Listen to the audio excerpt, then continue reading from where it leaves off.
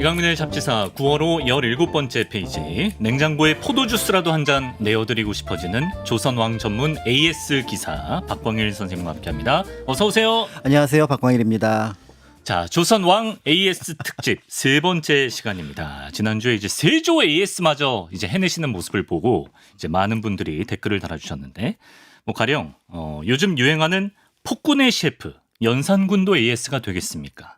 혹은 뭐 다음 주는 인조하시려나요? 약간 선생님을 자극하는 듯한 그런 댓글들 그렇죠. 보였습니다. 물론 이제 AS를 부분적으로는 가능할 수 있을 것 같아요. 그러니까 연산군도 보통 이제 제12년 중에서 전반부는 그럭저럭 왕으로서의 모습을 보여줍니다. 공이 있고. 네, 그리고 이제 성종 때부터 넘어왔던 어떻게 보면은 이제 그 관성이라는 것들이 일정 부분 작용을 했기 때문에 정치 체제가 이제 굴러가기 시작했던 부분들이 있었는데 네네. 이제 후반부에 가면은 우리가 알고 있는 폭군의 이미지 그리고 이제 거기에 몇 가지 좀 납득할 수 없는 일들이 이제 벌어지게 됐기 때문에 이 후반부를 제외하고 앞부분에 대해서는 어느 정도 얘기를 할 수 있을 것 같고요. 한때 연산군이 폭군으로 나아가게 된 부분들을 이제 패비윤 씨의 죽음과 관련 지어서 네. 어머니에 대한 사랑으로 한 적도 있었습니다. 그렇죠, 그렇죠. 그렇지만 여러 연구를 통해서 그건 나중에 오히려 덧붙인 이야기일 가능성이 많다. 그래요? 자신이 폭군으로 나아가는 데 있어서 하나의 명분으로 삼았던 이제 아, 그런 것들로 보고 있는 편이고요. 네. 그다음에 이제 능양군. 인조. 네. 인조 됩니까? 인조 같은 경우는 그 인조 반정부터 시작해서 초기 정묘 병자호란까지에 대해서는 긍정적으로 평가하기 어렵습니다. 예. 그렇지만 그 병자호란이 끝나고 나서 그럴 때 이제 그 다음 왕의 어떤 모습이 어떤 상황이었을까? 이전의 인조 모습하고는 좀 다른 모습들이 있어요. 삼전도의 굴욕 이후에 그렇죠. 뭔가 달라졌나요? 그러니까 뭔가 예. 지켜야 한다. 라는 것들에 대한 관심을 갖게 되면서 당시 이제 그 중용했던 척화파들이 모두 인조를 떠나게 됩니다. 그러면서 이제 최명기를 중심으로 했던 주화파의 말을 들어가면서 일정하게 전후에 체제를 안정시키는데 일정한 역할을 하는데 좀 약한데. 네, 그렇기 때문에 이 부분을 이제 AS를 이제 부탁을 한다 그러면 이제 인조 얘기를 하다가 그 시대의 명신들 네. 그래서 그래도 인조를 이렇게 얼르고 달래서 조선이라는 국가를 운영했던 네. 뛰어난 신하들에 대한 얘기로 넘어갈 가능성은 우리 있으나 남한산성년 때 다 다뤘던 분들. 그렇죠. 그럼에도 불구하고 그런 사람을 옆에 두었다라는 것. 아, 그건 또 지도자로서 평가할 이제 그런 부분들을 이제 AS의 초점으로 볼 수는 제가 있으나 볼 때 인조 AS는 지금 다 하신 것 같아요. 그럼에도 약간 인조를 연산군보다 더 쥐어짜시네. 네, 그 예. 힘이 들어요. 그럼에도 하려면 다 하실 수 있다. 네, 네. 선조도 해주실 수 있고 다 네, 하실 수 그렇습니다. 있다. 예. 좋습니다. 저희가 중장기적으로 한번 풀어보도록 하고요. 오늘은 사실 저희 구독자분들께도 굉장히 익숙한 왕이고 잡지사에 많이 나왔기 때문에 저도 그래서 좀 AS를 해주셨으면 했던 왕인데요. 오늘의 왕 누구입니까, 선생님? 네, 이제 숙종입니다. 숙종. 네, 아, 그러니까 이제 숙종 드라마나 영화에서 가장 많이 소비되는 조선시대 국왕 가운데 한 명이죠. 이제 그렇게 소비되는 가장 큰 배경은 짐작하시는 것처럼 여성들. 저희 잡지사에서도 이제 숙종의 여인들 편이 뭐 조회수도 잘 나오고 너무 재밌게 나와서 네, 저도 이제 그 뒤로는 선생님이 숙종 말씀하실 때마다 앵무새처럼 그냥 환승연애 이 얘기만 맞습니다. 계속 되뇌었거든요. 그렇죠. 그러니까 환승연애도 있지만 또 어머니가 굉장히 강력한 권한을 가진 왕비였었던 명성왕후이기도 했었고요. 그다음에 14살 어린 나이에 올라갔으면 대체로 수렴청정을 해야 되는데 난 또 어머니 싫다라고 했던 강한 모습을 보였는데 그런 숙종이 이제 그 희빈장 씨, 그다음에 인현왕후, 그렇죠. 그다음에 숙빈채 씨로 이어지고 숙빈채 씨가 영조 어머니. 영조의 어머니. 예. 그러면서 그 후반부에는 다시 이제 처음에는 서인 정권이 이제 노론 소론으로 갈리게 되는데 네. 노론이었던 인현왕후, 그다음에 이제 소론이었던 희빈장 씨하고 연결되고 또 숙빈채 씨는 또 노론하고 연결이 되거든요. 예, 예. 그러면서 이제 붕당의 복잡함을 이제 숙종의 나름의 처리 방식이 황국 정치였잖아요. 경신 한국 정치. 기사 갑술 황국이라고 하는 이 세 번의 황국을 통해서 정권 교체를 하면서 많은 사람이 죽어나갑니다. 그게 한국 정치라는 게 결국 약간 왕권 높이는. 왕권을 높이기 위한 노력을 했지만 네. 굉장히 많은 신하들이 다쳤고 서로 대립하게 만드는 그런 계기를 만들었죠. 예, 예. 그러니까 안으로는 우유부단하고 예. 밖으로는 잔인한 아, 이미지의 그래. 국왕이 이제 보통 알려진 숙종의 이미지. 그 중에 라고 볼수 여성 있는. 편력 심하고 근데 그 와중에 고양이 좋아하고 맞습니다. 이 정도 이미지였기 때문에 AS가 꼭 필요하다 싶었는데 네. 근데 우리가 숙종의 이미지가 나빠진 데 대해서 하나 참작해야 될 좀 중요한 사항이 있다던데요. 네, 이걸 참작 사항으로 봐야 될지는 모르겠습니다만 숙종의 이미지를 오히려 또 안 좋게 만들 수도 있을 것 같은데요. 바로 대기근입니다. 대기근. 네, 조선시대 이제 가장 큰 대기군으로 꼽는 게 현종 때 있었던 경신대기근이거든요. 2년 동안 100만 명 이상이 죽은 것으로 추정되는. 현종이 숙종 아버지인가요? 그렇습니다. 그렇죠. 그런데 그 바로 숙종 연간까지 사실은 대기근이 다시 이어지게 되는데요. 예. 이때 대기근은 을병 대기근이라고 얘기를 하는데 네. 을병은 이제 그 두 해를 가리키지만 실제로는 한 5년 동안 한 100만 명에서 140만 명 정도가 죽은 것으로 알려져 있습니다. 기근으로만. 물론 여기에 이제 전염병이 영향을 끼쳤다고 볼 수가 있는데요. 전체 인구의 한 5분의 1에서 6분의 1 정도가 죽었다고 한다 그러면 그 나라의 상황이 어땠을까? 근간이 흔들리죠. 그렇죠. 네. 그러니까 이 부분이 또 한편으로 숙종에게 어떻게 보면 혼란한 시기의 군주였을 거다라는 이미지를 만들어낼 수 있다는 점에서 앞에서 말씀드렸던 우유부단함과 잔인함, 그다음에 혼란스러움 이 세 개가 사실 이제 숙종을 덮고 있는 이미지인데 이제 이 부분을 어떤 방식으로 이제 숙종이 나름대로 치세가 46년이었거든요. 네. 그 부분을 풀어갈 수 있는 방법을 한번 찾아볼 수 있지 않을까 예. 이런 생각을 하게 되는 거고요.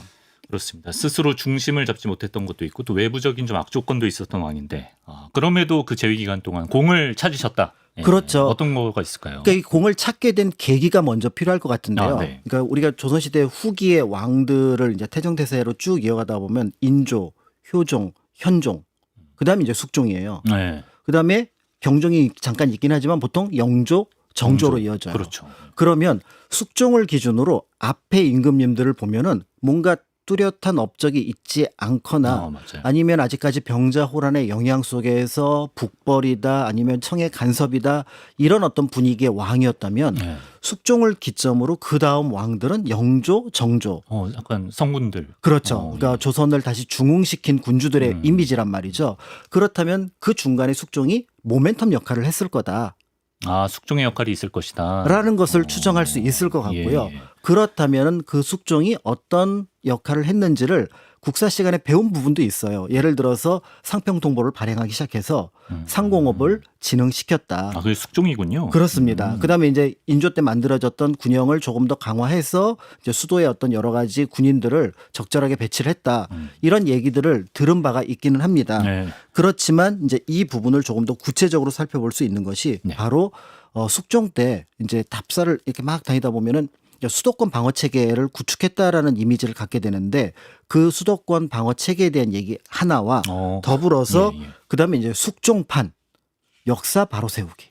숙종판 역사 바로 세우기. 네, 만약에 이 숙종의 역사 바로 세우기가 있지 않았다면은 우리는 조선시대 역사를 공부하면서 조금 난감함을 가졌을 텐데요. 그래요? 예, 그 문제를 숙종이 먼저 풀어주었던 그 내용이 있어서 예. 이 두 개의 내용을 중심으로 알아보려고 합니다. 궁금하네. 네. 예. 그럼 먼저 수도권 방어 체계를 좀 탄탄히 하는데 힘썼다. 네. 그럼 어떤 내용인가요? 이제 뭐 남한산성 답사를 가면 남한산성. 쌓기는 이제 광해군 때 쌓기 시작했지만 네. 대체로 이제 현재 모습을 갖췄다라고 하면은 뭐 인조 때를 지났지만 숙종 때 다 보수했다. 이런 그래요? 기록이 나와요. 그다음에 한양 도성 답사하다 보면은 뭐 여기는 뭐 태조가 쌓았습니다. 태종이 쌓았습니다. 근데 태조 때 건 거의 없고 태종이 이제 세종 께 있는데 대부분은 숙종. 도성길에 그 도성 보면 약간 윗부분은 되게 새거 느낌 나고 맞아요. 약간 그런 게 그러니까 좀 그 밑에 보면 모듈을 정해서 그 화강암을 채석을 해서 딱딱딱딱 박아 놓은 거는 이게 숙종 때 만든 거예요. 그래서 야 한양 도성도 숙종이 정비했구나. 그리고 강화도를 놀러 가면 여기도 숙종 때 성을 쌓았다. 그래요?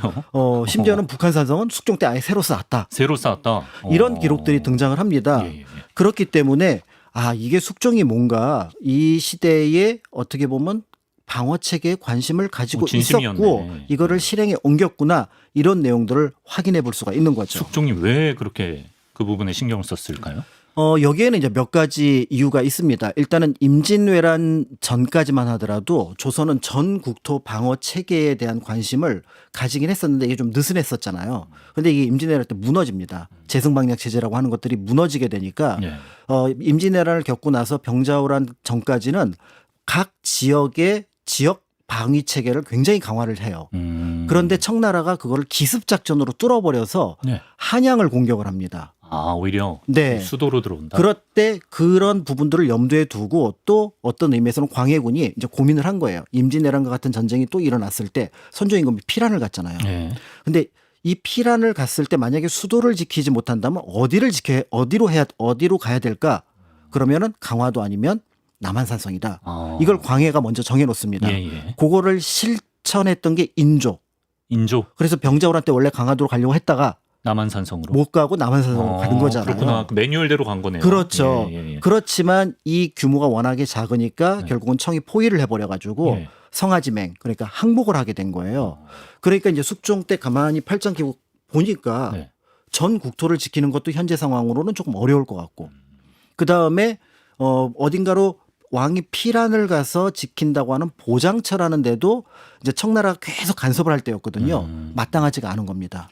숙종 때가 이제 병자호란 끝나고 얼마 안 한 1636년, 67년이니까 한 40년 정도 40년 정도밖에 지났을 때입니다. 예, 그렇겠네요. 아니까 예. 그러니까 이제 이때의 기억들이 아직 남아 있었고 그런 상황이었던 거죠. 네. 무엇보다도 이 시기에 이제 가만히 중심을 보니까 예전처럼 왕이 피란을 갔을 때 같이 옆에서 도와줄 신하들이 있을까? 지역의 군인들이 있을까?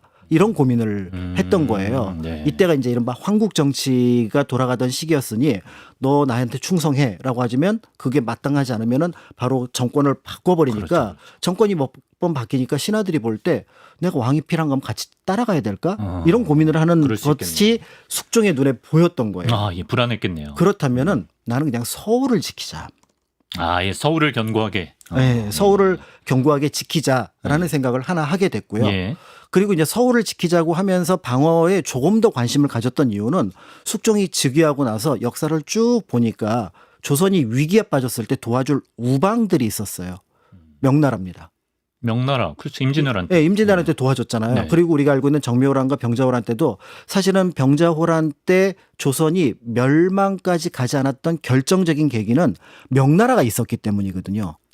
그렇게 존재감이 크지 않죠. 그럼에도 예. 청의 주 적은 명이었기 때문에 아, 청은 명을 신경 써야 되니까. 그렇죠. 아. 병자호란 7년 뒤에 명나라가 멸망을 합니다. 1644년에. 예, 예. 그러니까 이 명나라를 멸망시켜야 된다는 목적 속에서 조선은 제압하고 가는 개념이에요. 그럼 어쨌든 명에 뭐 도움을 받았다 볼 수 있겠네요. 그렇죠. 예. 그러니까 임진왜란이든 그다음에 호란이든 명의 도움을 받았는데 이때 명이 없었잖아요. 숙종 때는. 그렇죠. 그렇죠. 그럼 예를 들어 청나라가 쳐들어오면은 우리가 도움을 어디에 청해야 되지? 일본? 아닐 것 같거든요. 예, 아닐 것 같아요. 그다음에 일본이 지금은 예. 우리랑 좀 사이좋게 뭐 통신사도 왔다 갔다 하지만 예. 걔네 뭔가 계속 조선에서 트집을 잡고 있거든요. 예, 예. 역사적으로 봐도 믿을 만한 나라는 아니었으니까. 우방이 없네요. 그러니까 예. 우방이 없다면 우리 힘으로 자주국방을 자주국방. 해야겠다. 이 개념 속에서 관방 체계를 만들어야겠다라는 생각을 예. 하게 되었다. 이렇게 이제 볼 수가 있는데요. 네. 그렇기 때문에 이제 주변을 딱 살펴보니까 주변 상황들이 너무 녹록지 않은 거예요. 그러니까 개성 쪽의 대흥산성은 너무 좁고 그다음에 강화도 쪽은 청나라가 와서 계속 파괴를 해버리고 그다음에 남한산성도 청나라가 관심 대상이거든요. 그래서 여기 성 수축을 못하게 합니다. 아, 청이 간섭을 해서. 네, 왜냐하면 여기로 도망가서 버텼기 때문에 그렇죠. 이 남한산성은 계속해서 뭔가 관심의 대상이에요. 그렇다면 오히려 눈에 띄지 않는 새로운 공간을 구축을 하자. 한양 도성을 새롭게 수축을 하고 네. 이거를 외곽에서 지원할 수 있는 네. 북한산성을 만듭니다. 새로. 네. 아. 그런데 문제는 한양 도성이 여기 있고요. 예. 북한산성이 여기에 있어요. 네. 요만큼 떨어져 있습니다. 몇 킬로미터가. 네. 요거 이어야겠는데? 라고 해서 네네네. 일자성을 하나 만듭니다. 그게 아. 탕춘대성입니다. 약간 사다리 타기 느낌으로. 맞습니다. 그러니까 탕춘대성 처음 들어보는데요. 네, 저건 일자성이에요. 그러니까 둥그런 성이 아니라 예. 저쪽에 지금 북한산이 보이죠. 예. 저 북한산성이 있고 네. 요게 이제 남한산 저기 한양 도성의 인왕산 쪽이거든요. 그렇죠. 그쪽하고 연결을 해서 이 오른쪽이 예. 그러니까 일정하게 적이 쳐들어올 때 그 어떻게 보면 성 안의 느낌처럼 방어 공간이 될 수 있는 곳으로 만들게 되는 거예요. 성과 성을 연결하는. 네. 그래서 여기다가 이제 큰 창고를 만들어 둔 게 우리가 알고 있는 평창동. 아, 평창동? 창고라는 뜻이에요. 아, 그렇고.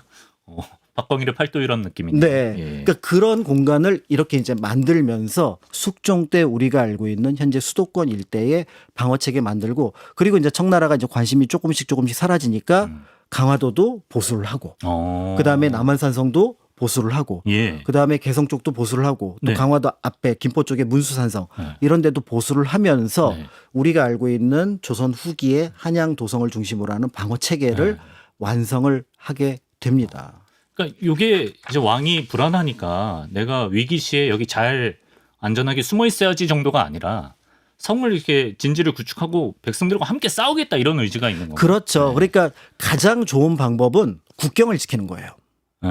저기 예를 들어 북쪽에 쳐들어오면 북쪽 국경을 할수 지키고 있으면, 예. 남쪽을 쳐들어오면 남쪽 국경을 지켜야 되는데 네. 이 왕을 중심으로 하는 체제와 이 시기가 사실은 그 평민들을 군역을 지우다가 이게 직업 군인으로 넘어가는 체계였어요. 그러니까 이 군인을 모으기가 힘든 거예요. 그러니까 뭐 이렇게 여기서 사람을 보내서 경기도에 사람을 뽑아갖고 함경도까지 번을 세우면은 거기 가는 동안 이미 군인으로서의 여러 가지 힘이 빠져버리는 거예요. 아, 예. 그러니까 당시 이제 직업 군인들이 주로 5군형 훈련도감을 5군형. 중심으로 예. 해서 뭐 어영청이라든지 금이형, 그다음에 총영청, 수호청 이런 어떤 5군형 체제가 중심에 있었기 때문에 네. 이들을 중심으로 활용할 수밖에 없었던 고육지책이 하나가 있었고요. 그러니까 제일 좋은 게 국경. 전방을 막는 건데 네. 이게 그래서 그게 안 되는 거고 네, 네. 그다음에 제일 안 좋은 게 나 도망가서 나만 살아야겠다. 네, 그렇죠. 그게 이제 인조가 보여주었던 네. 그리고 선조가 보여줬던 그 모습이거든요. 그렇죠. 런. 이게 이제 나중에 대신들이든 백성들이 볼 때 야 전쟁 나면 높은 사람 못 믿어. 아, 그 문제죠. 후대에도 그렇죠. 문제가 되죠. 그렇다면 네. 이게 하책이면 차선책이 바로 뭐냐면 나랑 같이 살고 있는 한양을 지킨다. 그걸 선택한 거구나. 그렇죠. 예. 그러니까 숙종이 이제 그런 최선은 아니지만 네. 차선책을 선택함으로써 어떻게 보면 백성들에게 안정감을 줄 수 있었고 조선이 한양을 중심으로 해서 발전할 수 있는 계기를 만들어냈다. 아. 이렇게 볼 수가 있습니다. 수도권 방어 체계 정비 이거는 뭐 인정해야 될 것 같습니다. 예. 네, 네. 그리고 이제 두 번째 공으로 숙종판 역사 바로 세우기 작업이 있었다. 그렇죠. 무슨 내용이죠, 이거는? 이제 우리가 알고 있는 그 여러 황국 정치를 거치면서 네. 숙종은 신하들을 믿을 수 없다라는 판단을 합니다. 그러니까 붕당이라고 하는 것들에 대해서 우리는 이제 동인서인이 갈라지면 동서분당 이렇게 해서 서로 싸웠다라고 알려져 있습니다만은 네. 사실은 왕의 권력을 우리가 가져오겠다라는 뜻이 더 강합니다. 왕 앞에서 네. 세력이 나눠진다? 이거는 왕으로는 용납해서는 안 되는 거죠. 이게 붕당의 핵심은 뭐냐면 왕의 권력이 약해지는 거예요. 그게 그 붕당의 목적인가요? 그렇죠. 아, 그래요? 그러니까 신하들이 어떻게 보면 왕과 우리가 동일하게 국정을 담당하는 책임자다라는 거를 인정을 하라라는 게 붕당의 핵심이기도 아, 그래요? 하거든요. 예. 그렇기 때문에 때로는 붕당이 왕을 넘어서는 나중에 이제 뭐 세도 정권의 모습처럼 등장을 하기도 하는 것들을 볼 수가 있는데 네. 그렇기 때문에 이제 왕으로 조선의 왕들은 이거를 후기의 왕들은 탕평책으로 해결하지만 숙종 때는 이거를 황국 정치로 해결을 하려고 했던 거예요. 그러니까 너 나한테 충성하지 않으면 정권 바뀌어. 라는 것들이 세 번에 걸친 황국 정치거든요. 그렇군요. 예. 그런데 숙종이 해놓은 게 있으면서도 신하들한테 요구하는 건 뭐냐면은 충성을 다해야 되는 거 아니야? 신하라면? 그게 되겠어요? 신하 입장에서? 그렇죠. 예. 그러니까 네. 이 부분에 대해서 예. 신하들이 아니 충성을 할 만해야지 그렇지. 충성을 하지. 당연히 나한테 한게 있는데. 라는 부분들이 있었고 그때까지 그 사림들을 중심으로 해서 네. 약간 불만이 있었던 문제가 있었습니다. 그게 바로 뭐냐면 사육신 문제예요. 사육신 문제? 네. 한참 전이잖아요. 단종 그렇죠. 복권. 그러니까 복위. 세조 때 단종을 보게 하려고 예, 하다가 예. 죽임을 당했던 신하들의 죽음인데 그렇죠. 그 충절을 기리고 싶은데 이게 왕과 관련된 세조와 관련된 문제여서 예. 얘기를 꺼내지 못하고 있다라는 거를 숙종이 계속해서 파악을 하고 있었거든요. 아, 사육신을 기리는 것은 세조를 폄하하는 거니까. 깎아내리는 거니까.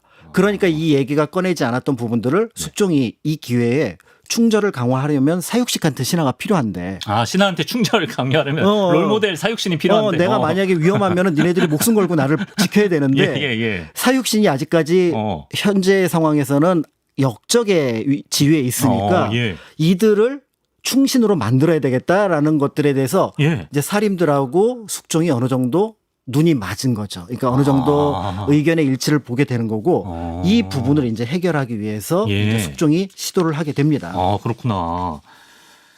근데 사육신이 처음에 6명이 아니었다는 얘기가 있네. 이건 뭐죠? 맞습니다. 그래서 처음에 그 이들을 이제 그 세조에게 고발했던 김질이라는 인물은 금성대군, 성산문, 이계, 하의지, 유흥부 5명을 얘기를 했고요. 박백년은 고문을 받으면서 나는 내 옆에 13명과 같이 했다. 그다음에 공식 보고서엔 17명. 이렇게 해서 그 숫자가 사실은 딱 6명으로 정해지진 않았습니다. 그래요? 예. 그러다가 이제 남효원이라는 사람이 추강집에 우리가 알고 있는 6명 이름을 적어 넣으면서 이들을 죽음으로써 충절을 지킨 신하들. 그래서 사육신 이렇게 이름을 붙였는데 네. 조선 전기만 하더라도 사육신 얘기를 꺼낼 수가 없잖아요. 세조에 반대한 신하들이니까. 그래서 성종 때 뭐 박팽현 신숙주가 뭐 그런 일이 있었죠 정도로 넘어갔다가 예. 인종 때 한번 이들을 한번 높여볼까 이런 얘기를 했던 것 같습니다. 그래요? 네, 예. 그래서 그게 약간 분위기가 무르익었지만 인종이 8개월 만에 죽는 바람에 그 논의가 이제 이루어지지 않았고요. 네. 그 다음에 이제 명종년간은 외척들 그러니까 우리가 알고 있는 윤원영이라는 윤임이 활동하던 시기여서 이런 어떤 명분이 자리를 잡을 공간이 틈바구니가 없었습니다. 없었다. 예. 그러다가 이제 선조가 딱 즉위하면서 뭐라고 그러냐면 선조가 네, 예. 나는 살인들을 지지한다를 선언을 합니다. 그래요? 그러니까 보통은 붕당을 만들면 안 되는데 네. 만약에 그 붕당이 좋은 당, 즉 군자의 당이라면 예. 내가 거의 가입하겠다. 이런 표현을 한 거예요. 군자당 총수가 되겠다. 근데 그러니까 그 얘기는 예. 뭐냐면 붕당을 인정할 뿐만 아니라 살인들의 여론을 나는 충분히 감안하겠다라는 선언을 하고 즉위를 한 겁니다. 예. 살인들이 이 정도 임금님이라면 사육신 얘기해도 되겠다. 사육신 이제 비로소 네, 할 수 그래서 있겠다. 이제 그 의병장으로 유명한 김성일, 조헌이 예. 이제 이분들이 얘기를 꺼낸 거예요. 선조한테. 예. 그 남효원이라는 데 보면은 그 사육신에 대한 얘기가 있습니다. 그러면서 거기 이제 육신전 얘기, 그러니까 챕터 하나를 꺼내서 얘기를 하니까 선조가 의외의 반응을 보냅니다. 왜요? 버럭 화를 내는 거예요. 화를 내요? 사육신은 역적이지. 이건 뒤통수 맞은 느낌이네. 네, 그러니까 그 선조가 봤을 때 예. 결코 세조의 권위를 넘어서서는 안 된다라는 생각을 했던 거고요. 아무리 사림을 존중해도. 네. 예. 그 다음에 선조가 바라볼 때 사육신이 만약에 충절을 가진 신하라면은 세조가 즉위했을 때 목숨을 끊었어야 되는 거 아니냐. 그런 논리로 나와요? 네. 그런데 세조 때 관직에 있으면서 몰래 숨어 있다가 음흉하게 일을 꾸며서 세조를 없애려고 했으니 이거는 간신일 뿐이다. 모사꾼이다. 야, 오히려 더 박하네요. 네. 그리고 더 평가가. 나가서 시중에 널려 있는 육신전 걷어다가 네. 그거 다 불태워라. 약간 발작 버튼이 눌렸네. 그렇죠. 그거는 예. 이제 그게 신하들이 미처 감안하지 못한 부분이 있는데 네. 선조가 정통성이 없는 왕이잖아요. 그렇기 조선 때문에. 역사상 처음으로 서자 출신의 왕입니다. 선조가. 네. 예. 그러니까 네. 그 선조로서는 왕의 정통성이 약했기 때문에 사실 신하들과 손을 잡으려고 했는데 그 부분을 탁 하고 건드린 거예요. 그러니 세조를 내리면 안 되는 거죠. 그러니까 왕을 내리면 왕을 안 되는 내리면 안 되는 예. 거죠. 그러니까 무조건 왕을 올려야 되는 건데 그때 이제 사림들이 왜 사육신을 올릴 수 있는 명분이 있다고 판단을 했냐면 반역을 한 거는 죄지만 그들의 충절은 인정할 수 있다라는 묘한 논리를 세웁니다. 단종에 대한 충절. 그렇죠. 네. 단종에 대한 충절은 얘기할 수 있다. 근데 세조에 대해서 반역을 했으니까 현실적으로는 죄인이 맞지만 그래도 충절은 높이 사야 되는 거 아니냐. 근데 그 사례가 있거든요. 어떤 사례요? 정몽주. 정몽주는 조선에서 인정했나요? 태종 때 바로 인정을 하거든요. 충신이다. 태종이 그것도 자기가 죽인. 그래요? 네, 그러니까 신기하네. 태종이 이제 나중에 그 정도전을 압박하기 위해서 그 명분을 세우긴 했습니다만은 예. 그러니까 태종이 바라볼 때 아니 우리 태조한테 잘못한 거 나한테 반대한 거는 잘못한 거지만 그래도 고려 왕실에 대한 충절은 높이 사야 된다라고 해서 높였거든요. 철퇴로 죽여놓고. 그런데 그 정몽주의 계통을 잇는 사람들이 다 살인이잖아요. 그러니까 사육신도 그 맥락 속에서 이해가 가능하지 않느냐고 선조에게 얘기를 했다가 된통 당한 겁니다. 그러네요. 그러니까 이제 이 얘기는 이제 다시 물 밑으로, 들어가서 어. 이제 당분간 사육신 얘기는 나오지 않다가 예. 그 뒤에 좀 변하나요? 그러다 이제 그게 숙종 때 나온 거죠. 숙종 때 이제야말로 적기다. 네. 좀 타이밍이 생겼던 모양인데요. 네. 그러니까 이제 숙종이 이런 얘기를 꺼낼 수 있었던 가장 큰 배경은 정통성에 거의 완벽함을 가지고 있는 왕이라는 거죠. 아버지가 둘째 아들도 아니고 큰 아들이고 할아버지는 둘째 아들이에요. 효종은. 그런데 아버지가 큰 아들이고 자기가 큰 아들이에요. 예. 그러니까 적자의 적자로서 연결됐던 조선 후기에 몇 없는 왕이거든요. 이미 정통성에서는 자기가 불안할 게 없어요. 그러니까 왕권에 관해서 음. 정통성에 관해서 피해 문제에 관해서는 나는 문제가 없어. 그러니까 내 정통성은 누구도 넘볼 수 없다라는 그렇죠. 걸 알고 있는 상황인데 여유가 있네 좀. 그런데 이제 앞에서 말씀드렸던 것처럼 사육신 같은 충절을 신하들한테 요구를 해야 되는 거죠. 필요해요. 그러니까 신하들이 이 얘기를 오히려 숙종 때쯤 되면 안 꺼내요. 아 역사라는 게 참 묘해요, 진짜. 근데 이때쯤 예. 되면은 괜히 그거 얘기 꺼냈다가 예, 예. 뭐 이렇게 하는데 이제 네. 어느 날 그 인조 장릉이 김포에 있는데 네. 이제 능행을 갑니다. 능행을 가면서 갔다 오는 길에 보통 뭘 하냐면 노량진 일대에서 네. 이제 군사훈련을 시켜요. 강무라고 하는 우리가 보통 그 알고 있는 능행에 왕만 이렇게 조촐하게 가는 게 아니라 군인들이 3,000명에서 6,000명 정도가 동행을 합니다. 아, 열병식 같은 느낌이죠. 맞아요. 예. 그러니까 그 군인들을 데리고 갔다가 궁궐로 들어가기 전에 노량진에서 이제 군사훈련을 하는데 네. 이 근처에 무슨 무덤이 있다던데? 라고 물어보죠. 누구 무덤이 있죠? 그랬더니 네. 신하들이 와서 그러겠죠. 아, 여기 그 전해지기를 사육신의 무덤이라고 하는 무덤 한 4개가 있습니다. 오. 라는 걸 숙종은 알고 있었죠. 던졌구나. 알고 예, 있었죠. 예. 그러면서 야 그래? 그러면서 숙종이 7년 즉위한 지 7년 만에 네. 여기 노량진에다가 사당을 세웁니다. 파격적. 네, 사당을 세우고요. 예. 그 다음에 다시 10년 뒤에 여기에다가 이제 여기 아예 그 사당을 넘어서서 사육신 보니까 지금 아직 복권이 안 됐던데 예. 신숙주 성삼문 성삼문 박팽경. 박영애 하의지 유흥부 네. 이게 김도 안 됐던데 예. 이 사람들 복권시켜 오. 해갖고 전격적으로 복권을 시키고 사당까지 그러니까 그 사회까지 하게 됩니다. 그러니까 여기에 이제 신하들이 깜짝 놀란 거죠. 어떻게 이렇게 빨리 복권을 시키지?